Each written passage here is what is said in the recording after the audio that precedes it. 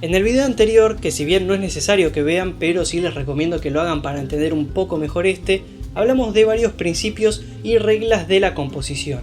Hoy vamos a ir para el lado opuesto y vamos a ver cómo Mr. Robot rompe las reglas clásicas de composición, qué efecto tienen en el espectador y cómo y por qué lo hacen. Una de las cosas que más llaman la atención cuando comenzamos a ver Mr. Robot son sus encuadres. A pesar de que el primer episodio es uno de los que menos utiliza estas composiciones, la serie nos introduce su particular estética desde la primera imagen que nos muestra del protagonista. Desde ahí, sus encuadres característicos empiezan a aparecer más frecuentemente a medida que ésta avanza y van dejando de sentirse raros por la insistencia y reiteración, porque nos acostumbramos a que son parte de la estética de la serie. Así como la serie utiliza habitualmente la simetría para dar una sensación de balance o equilibrio, también juega con el criterio de composición más clásico y utilizado en cine y TV, la regla de los tercios. Esta técnica que vimos en el video anterior y ahora vamos a repasar muy brevemente, consiste en dividir el cuadro en 9 rectángulos iguales, para lograr así una imagen placentera al ubicar al personaje sobre las líneas divisorias y sus intersecciones. Así, se trata de mantener 2/3 del espacio del cuadro por delante de la mirada del personaje y 1/3 por detrás, a la vez que se procura dejar una pequeña cantidad de espacio entre la cabeza de los personajes y el borde superior del encuadre. Estas son características de una composición clásica y que se utilizan casi siempre en un diálogo entre dos personajes al variar entre un plano y contraplano. Una vez aclarada esta cuestión, podemos ver la ruptura muy notoria, por no decir grosera, que la serie hace de esto. Mr. Robot muchas veces decide alejar a los personajes de los puntos de intersección y componer con mucho espacio negativo, es decir, con una gran cantidad de fondo ocupando el encuadre, dejando un importante vacío a menudo orientado por encima y o por detrás de él, es decir, en una dirección inusual, manteniéndolos arrinconados contra un extremo del cuadro. Este tipo de composición es conocida como Low Quadrant Framing. Algo interesante de estos planos es que a veces permiten darle mucha presencia al piso y sobre todo al techo al componer el cuadro, y así incorporar las líneas diagonales que estos marcan para enfatizar la perspectiva y darle mayor profundidad a los planos. Además, la ubicación de la cámara en estos planos parece adoptar la visión de un testigo casual, involuntario, inmóvil e indiferente en presencia de la escena, como una cámara oculta o que alguien olvidó prendida y quedó mal orientada. En algún punto, el resultado se asemeja a la búsqueda de una cámara de documental, no tanto desde lo visual, sino desde la sensación producida por algunos de ellos, principalmente por los documentales observacionales. Como vimos, los encuadres de Mr. Robot dejan una gran cantidad del espacio vacío en el encuadre. Una de las funciones que la serie le da a este recurso es la de transmitir aislamiento, soledad, sofocación o tensión visual, dejando al personaje acorralado por un gran vacío. Estas composiciones no están presentes en la mayoría de las tomas, sino perdería el sentido, ya que sin reposo no hay tensión, su uso es selectivo. Estos planos no se rigen tanto por el dramatismo propio de lo que acontece en sí, no lo evita, pero tampoco lo sigue enfáticamente, como se haría, por ejemplo, con un plano cerrado sobre el personaje y una composición clásica. En cambio, la serie utiliza el límite del encuadre como si fuera una barrera que separa a los personajes, dando la sensación de un mayor alejamiento de los mismos de forma física, pero principalmente emocional. Barrera que se quita cuando los personajes empiezan a verse más afectados internamente por la situación, ampliando así el espacio al componer a los personajes en el centro del encuadre o poniendo el aire de la composición por delante de ellos. De esta manera se deja respirar al cuadro y al personaje. No es casualidad que las composiciones claustrofóbicas escaseen justamente cuando los miembros de F-Society se encuentran reunidos, ya que estos se sientan relajados y en confianza unos con otros, pero cuando algunos de ellos discuten entre sí, estos encuadres dan el presente.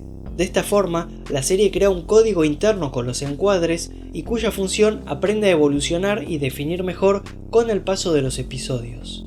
Pero si esto aún no quedó del todo claro, no se preocupen que en un momento vamos a continuar expandiendo esto y va a quedar aún más claro, creo yo, cuando analicemos algunos ejemplos. Sam Esmail, el creador y principal responsable de la serie, ya había experimentado un poco con estos encuadres en su primer largometraje del 2014, Comet. aunque no fue sino hasta que filmó Mr. Robot que pudo afianzar y expandir esta técnica compositiva. Pero más allá de lo que yo pueda decir, veamos lo que tiene para comentar el director de fotografía de la serie, Todd Campbell, en una entrevista que le hicieron para Vulture. La visión corta es desconcertante, acentúa aún más cuán jodido está el mundo de Elliot.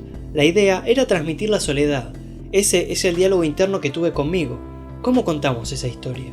Hay mucho diálogo interno para Elliot. En definitiva, vuelvo a este asunto de aislamiento en su cabeza y trato de estar ahí con él. Con todo ese espacio libre que usamos, estaba tratando de borrar lo que lo rodea, para que sea solo su cabeza. Fuimos más allá y lo usamos por todos lados. Entonces, la idea era mantenerlo constante a lo largo de la pieza y hacer que la gente sienta que el suelo debajo de ellos ondula constantemente. Hubo algunos momentos en los que realmente quería poner a Rami en el centro del cuadro, a menudo en la oficina de su terapeuta. Es un lugar donde se siente seguro, pero no realmente porque ella en realidad lo está examinando. Nos ahorraríamos el ponerlo en lo que llamarías el lado correcto del encuadre en una conversación o en el centro. Y realmente reservaríamos esos momentos para algo en lo que sintiéramos que el subtexto sería más profundo.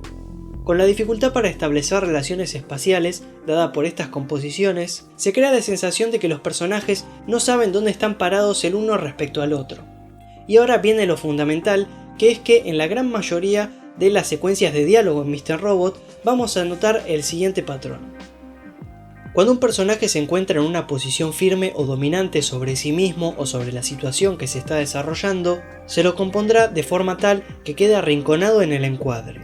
Usualmente, si en un diálogo ambos personajes están encuadrados así, es porque los dos están en igualdad de condiciones o se encuentran luchando por el poder. Pero cuando un personaje está en una posición más subordinada o en la que se ve afectado emocionalmente por la situación, este se encontrará centrado o compuesto con el aire del encuadre por delante de él. Lo cual está planteado así por el efecto que causa en el espectador y el motivo simbólico que comentamos anteriormente relacionado a la distancia emocional. Y ahora sí vamos a analizar algunos ejemplos concretos de más simple a más complejo y vamos a tener que entrar en algunos spoilers de la segunda y tercera temporada. En una secuencia de montaje en la que interrogan a Tyrell sobre su pasado, este primero se encuentra firme con sus respuestas. Por tanto, se lo compone a un lado del cuadro y con el aire a sus espaldas. El interrogador lo atosiga repitiéndole una y otra vez las mismas preguntas porque sabe que Tyrell le está mintiendo. A medida que el interrogatorio se reitera, Tyrell se va desesperando y aflojando. Sus emociones empiezan a aflorar progresivamente y es así que comienzan a intercalarse los tipos de composición. Se vuelven menos frecuentes los planos que lo componen a un lado y aparecen cada vez más seguido aquellos que lo componen en el centro del cuadro, correspondiéndose con su exposición emocional. Hasta que finalmente confiesa doblegado y no tenemos más encuadres de él que este, centrado y ya sin aire sobre su cabeza. Ahora pasemos al siguiente análisis y apliquémoslo a varios personajes a la vez. Al final de la segunda temporada, tras una discusión, Elliot escucha el sonido del arma de Tyrell, quien lo está confrontando. Por esto, Elliot gira su cabeza y luego se mueve, pasando en ambos planos de la esquina al centro de la composición, ya que la situación cambia y Elliot deja de estar tranquilo y en control de la misma y empieza a sentirse afectado emocionalmente. Tyrell se encuentra firme en su posición de amenaza, por tanto arrinconado en la composición. Mientras, Mr. Robot está preocupado por Elliot y trata de hacerlo desistir. Más aire frente a él. Como ya dijimos, Elliot está centrado en el encuadre porque ve su vida amenazada y además porque está en una disyuntiva donde debe tomar una decisión en la que puede ir para cualquiera de los dos lados. Elliot elige con firmeza, despreocupándose por la amenaza y por tanto se lo deja compuesto con el aire a sus espaldas cuando se adelanta. Tyrell ve que Elliot no muestra signos de dar marcha atrás, se preocupa por cómo pueda terminar todo y ya que su emoción empieza a pesarle más, ahora se lo encuadra en el centro. Pero pasemos a otra escena antes de caer en un spoiler más severo. Para el último análisis vamos a ver la línea de Darlene, quien se encuentra siendo interrogada por la policía. Ella se niega firmemente a declarar, por tanto está arrinconada en la composición. Los policías, la mayoría de las veces, también están compuestos así porque son quienes se encuentran en control de la situación. No se suelen ver afectados de forma emocional y por tanto su posición es firme constantemente. Cuando el policía le informa algo a Darlene que pone en jaque su defensa, la componen más al centro, ya que ahora se ve más afectada, y cuando este policía se va, Darlene se tranquiliza y, como la amenaza se fue, el encuadre vuelve a como estaba antes. En otro interrogatorio, mientras a Darlene le dicen cosas que le interesa saber, esta se encuentra más en el centro, pero cuando se pone firme y busca aparentar estar en control, se arrima al borde del cuadro. Pero cuando ve que Dominique, la policía, le muestra evidencias que la incriminan, Darlene está mejor compuesta. Pero esta elección compositiva no solo está relacionada a que la situación la está afectando internamente, sino que, dado que se encuentra de perfil y con la espalda contra un margen del cuadro, da la sensación de estar simbólicamente contra la pared, acorralada por la situación. Y cuando finalmente le demuestran a Darlene de manera definitiva que fue descubierta y ya no puede disimular sus emociones, pasa a estar en el centro de la composición y ocupando prácticamente todo el cuadro. Por último, unos episodios después, cuando la relación entre Darlene y Dominique es un poco más fluida e informal, prácticamente todos los encuadres componen a ambas en el centro. Y cuando ellas se abren emocionalmente la una a la otra, además se cierra el plano para quitarle el aire de arriba, componiendo de una forma relativamente convencional, así como por el contrario, cada vez que abandonan la conversación personal y hablan de su caso, el plano vuelve a abrirse para condecirse con el distanciamiento emocional de ambas. Hay que admitir que hay algunas ocasiones en las que esto no se respeta, pero es porque la serie, al establecer este código, también se permite romper sus propias reglas. A veces compone a los personajes en un rincón del cuadro para momentos donde se está desarrollando una situación más personal o emotiva, pero esto genera así un tercer resultado que brinda una sensación de emoción anestesiada. Algo que toca a los personajes internamente, pero que estos reprimen o son incapaces de exteriorizar. Una imposibilidad para conectar de forma honesta y emocional con el otro. Como cuando Elliot le cuenta un recuerdo grato de su infancia a su analista, pero se decide conservar este tipo de encuadre para reflejar su relación distante y la dificultad de Elliot por expresar lo que le sucede internamente de manera orgánica. Y además, como todo recurso, tiene cierta flexibilidad y a veces decide romperse por motivos de montaje o meramente estéticos. Pero la verdad es que, para ver si estos elementos se cumplen o no, habría que analizar cada secuencia de forma particular para comprender el porqué de las elecciones compositivas. Pero créanme que si relacionan estos encuadres de la serie con sus respectivas situaciones, seguro les va a sorprender cómo se condice prácticamente siempre con los criterios que estuvimos comentando. Mr. Robot utiliza generalmente estos encuadres para tomas en las cuales normalmente se utilizarían los planos y contraplanos más simples y comunes del lenguaje audiovisual. Esos que de tanto utilizarlos quedan insulsos y pierden un poco su efecto. La serie reinventa la composición para reemplazar estas puestas que, como recurso, no tendrían demasiado peso y no aportarían nada más que lo que explicita el contenido de la imagen. Este cuestionamiento de la composición tradicional está vinculado también a la filosofía antisistema que caracteriza a la serie.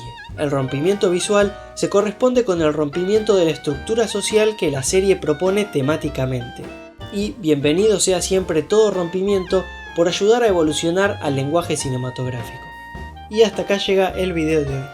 Este análisis estuvo basado en un artículo que escribí a fines de 2015 para la revista 24 Cuadros, que por supuesto abajo en la descripción les dejo el link por si quieren chusmear, ya que como pasó un tiempo, para este video decidí sacar algunas cosas y agregar algunas otras, así que hay algunas cosas que en el video están y en el artículo no y viceversa, así que si lo quieren chusmear ahí está. Y de hecho fue una nota a la que le fue muy bien realmente, incluso me enteré un tiempo después que había sido recomendada en una clase, lo cual, perdón por presumir, pero fue realmente muy loco, y por eso también hacía tiempo que tenía ganas de adaptar ese artículo para el canal. Si este es el primer video mío que ven, les aconsejo que se suscriban para más reseñas y análisis sobre cine y series y activen la campana de notificaciones para saber cuando subo un nuevo material. Como siempre, muchísimas gracias y nos vemos en el próximo video.